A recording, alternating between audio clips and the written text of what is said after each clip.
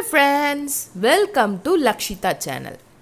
இன்னைக்கு நம்ம என்ன ரெசிபி பார்க்க போறோம்னா ஒரு சுவையான சிக்கன் சுக்கான்னு சொல்லலாம் இல்ல சிக்கன் வறுவல்னு சொல்லலாம். அந்த ரெசிபி தான் நம்ம இன்னைக்கு பார்க்க போறோம். இந்த ரெசிபி பாத்தீங்கன்னா சப்பாத்தி, பூரி அல்லது இட்லி, தோசை இல்லனா சாம்பார் சாதம் வெறுமனே சாம்பார் சாதம் இருக்கு பாத்தீங்களா? அதுக்கு கூட இது சைடு டிஷ்ஷா சூப்பரா இருக்கும்.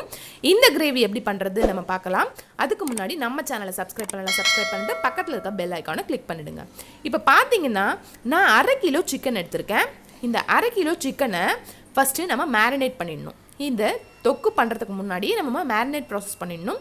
அதுக்கு நான் ஒரு அரை ஸ்பூன் அளவு மஞ்சள் பொடி ஃபஸ்ட்டு சேர்த்துக்கிறேன். அதுக்கப்புறம் 1 ஸ்பூன் அல்லது 3/4 ஸ்பூன் அளவு தனி மிளகாய் பொடி அதை சேர்த்துக்கிறேன். அதுக்கப்புறம் உப்பு, இந்த சிக்கனுக்கு தேவையான அளவு மட்டும் நான் உப்பு சேர்த்துக்கிறேன். ஃபைனலாக பார்த்தீங்கன்னா நான் தயிர் 2 ஸ்பூன் அளவு தயிர் நான் சேர்த்துக்கிறேன். ஏன் இந்த தயிர் சேர்க்குறேன்னா, இந்த தயிர் சேர்க்குறதால சிக்கன் வந்து ரொம்ப சாஃப்டாக அப்புறம் ஜூஸியாக இருக்கும். நம்ம அந்த தொக்குலேயோ அல்லது அந்த சுக்காலேயோ சாப்பிடும்போது சிக்கன் வந்து ரொம்ப சாஃப்டாக ஜூஸியாக இருக்கும். இந்த மாதிரி நீங்கள் மேரினேஷன் பண்ணி நீங்கள் வந்து சிக்கன் சுக்கா செஞ்சிங்கன்னா ரொம்பவே அருமையாக இருக்கும். அந்த சிக்கனுக்குள்ளேயும் அந்த உப்பு காரம்லாம் இறங்கி நல்லா சூப்பராக சுவையாக இருக்கும். அதனால தான் நம்ம மேரினேஷன் பண்ணுறோம். அதுக்கு ஃபஸ்ட்டு நான் வந்து ஒரு இரும்பு வானல் வச்சுருக்கேன். அதில் 4 ஸ்பூன் அளவு எண்ணெய் விட்டுருக்கேன். தாளிப்புக்காக 2 பட்டை, 2 கிராம்பு, ஒரு கல்பாசி சேர்த்துருக்கேன். 3 மீடியம் சைஸ் வெங்காயம் பொடியாக நறுக்கியிருக்கேன், அதையும் சேர்த்துக்கிறேன். நான் நல்லா வதங்கட்டும். இந்த வெங்காயம் வதங்குறதுல தான் இந்த சிக்கன் தொக்கோட ஃப்ளேவரே இருக்குது. ஸோ இந்த வெங்காயத்தை நம்ம நல்லா வதக்கிக்கணும். அதாவது கிட்டத்தட்ட கொஞ்சம் ப்ரௌன் கலர், ரொம்ப கோல்டன் ப்ரௌன் கலர் கிடையாது, கொஞ்சம் ப்ரௌன் கலர் வர அளவுக்கு நம்ம வதங்க விடணும். வதங்கின பிறகு தான் நம்ம மற்ற ஐட்டங்கள்லாம் சேர்க்கணும். இது வதங்கிட்ட பிறகு நான் கருவேப்பிலை கொஞ்சம் சேர்த்துக்கிறேன். இஞ்சி பூண்டு விழுது நான் தட்டி சேர்த்துருக்கேன். ஏன்னா நம்ம அரைச்சி சேர்க்குறது ஒரு டேஸ்ட்டு, தட்டி சேர்த்தா அது ஒரு டேஸ்ட்டு. ஸோ நான் இங்கே வந்து தட்டி சேர்த்துருக்கேன். 1 இன்ச்சு இஞ்சி, 10 பல்லு போல் பூண்டு நான் எடுத்திருக்கேன். அதுக்கப்புறம் நம்ம ஆல்ரெடி மேரினேட் பண்ணி வச்சுருக்கோம் பார்த்தீங்களா சிக்கனை, அதையும் நம்ம இதில் சேர்த்துடலாம். சேர்த்துட்டு நம்ம இந்த இஞ்சி பூண்டு வெங்காயம் நல்லா கோட்டார அளவுக்கு நல்லா வதக்கி கொடுத்துக்கலாம். இப்போ பொடி வகைகள் சேர்த்துக்கலாம். நான் குழம்பு மிளகாய் பொடி ஃபஸ்ட்டு போட்டிருக்கேன். குழம்பு மிளகாய் பொடி 1 ஸ்பூன் அளவு போட்டிருக்கேன். அதுக்கப்புறம் சிக்கன் மசாலா, கடையில் விற்கிற சிக்கன் மசாலாவை யூஸ் பண்ணிக்கலாம், அதுவும் 3/4 ஸ்பூன் அளவு போட்டிருக்கேன். தனி மிளகாய் பொடி இதில் வந்து 1/2 ஸ்பூன் போட்டிருக்கேன். ஏன்னா நம்ம மேரினேட் பண்ணும்போதே தனியாக வந்து ஒரு வாட்டி தனி மிளகாய் பொடி போட்டிருக்கோம் இல்லைங்களா? ஸோ நிறைய போட்டோன்னா நம்மளுக்கு காரம் அதிகமாகிடும். அதனால் தனி மிளகாய் பொடி 1/2 ஸ்பூன் மட்டும் போதுமான அளவு. இப்போ நம்ம போட்ட பொடி வகைகள்லாம் அந்த சிக்கன் மேலே நல்லா கோட்டார அளவுக்கு நம்ம நல்லா கலந்து விட்டுக்கணும். நம்ம நல்லா கலந்து விட்டுட்டு ஒரு தட்டு போட்டு மூடி வச்சிடணும்.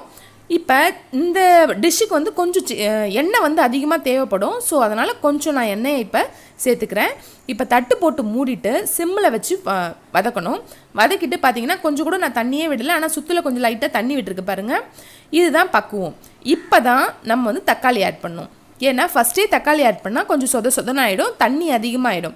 ஸோ நம்ம பொடி வகைகள்லாம் ஆட் பண்ணி அது பச்சை வாசனை போன பிறகு தக்காளி ஆட் பண்ணால் ரொம்பவே டேஸ்ட்டாக இருக்கும். இப்போ தக்காளி ஆட் பண்ணிவிட்டு திருப்பியும் நான் தட்டு போட்டு சிம்மில் போட்டு மூடி வச்சுருக்கேன்.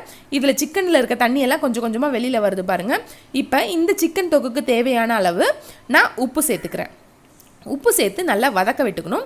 நல்லா வதங்கணும். அந்த உப்பு வந்து நல்லா கரையிற அளவு கொஞ்சம் வதங்கணும். நான் இந்த கிளாஸில் 1/2 கிளாஸ் தண்ணி எடுத்திருக்கேன். ஆனால் அதில் 1/4 மட்டும்தான் நான் ஊற்றினேன். ஏன்னா அதுவே போதுமான அளவு. ரொம்ப தண்ணி ஊற்றினாலும், ஏன்னா சிக்கன்லேயே தண்ணி இருக்கும், நம்ம அதிகமாக தண்ணி ஊற்றினோம்னா ரொம்ப டைம் ஆகும். அப்புறம் சிக்கன் ரொம்ப நேரம் வெந்தாலுமே அது வந்து ரப்பரி மாதிரி ஆகிடும். ஸோ அதனால் 1/4 கிளாஸ் மட்டும் தண்ணி விட்டுருக்கேன். இதுக்கப்புறம் மீடியம் டு லோ ஃப்ளேமில் நம்ம குக் பண்ணலாம். நம்ம அதாவது அடிக்கடிக்கு எடுத்து நம்ம தொழாவி விட்டுக்கிட்டே இருக்கணும். எனக்கு கிட்டத்தட்ட இதுக்கு வந்து 15 to 20 நிமிஷம் ஆச்சு இந்த மாதிரி சுக்கா மாதிரி வரதுக்கு. ஃபைனலாக வந்து நான் பெப்பர் தூள் ஆட் பண்ணியிருக்கேன். அதாவது 1/2 ஸ்பூன் பெப்பர் தூள் ஆட் பண்ணியிருக்கேன். நல்லா அந்த பெப்பர் தூள் வந்து இதில் நல்லா பிளெண்ட் ஆகிற அளவுக்கு நம்ம கலந்து விட்டுக்கணும். கலந்து விட்டுக்கிட்டால் இங்கே பாருங்கள் சுக்கா டேஸ்ட் வந்து சுக்கா பக்குவம் வந்திருக்கு. இப்போ ஃபைனலாக வந்து கொத்தமல்லி கருவேப்பிலை பொடியாக நறுக்கி நான் இதில் சேர்த்து வச்சுருக்கேன். அவ்வளவுதான், நம்ம சிக்கன் சுக்கா ரெடி. இன்னைக்கான பாடல் நம்ம உண்டான காயம் இங்கு தன்னாலே ஆறி போன மாயம் என்ன பொன்மானே பொன்மானே, என்ன காயமான போதும் என் மேனி தாங்கிக் கொள்ளும்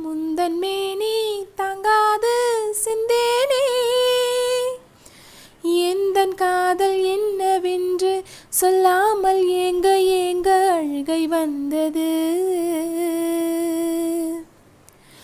எந்தன் சோகம் உன்னை தாக்கும் என்றென்னும் போதும் வந்த அழுகை நின்றது.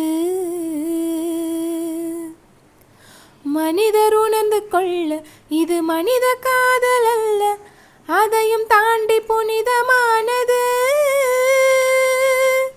Thank you friends. Okay bye. அடுத்த வீடியோவில் மீட் பண்ணலாம்.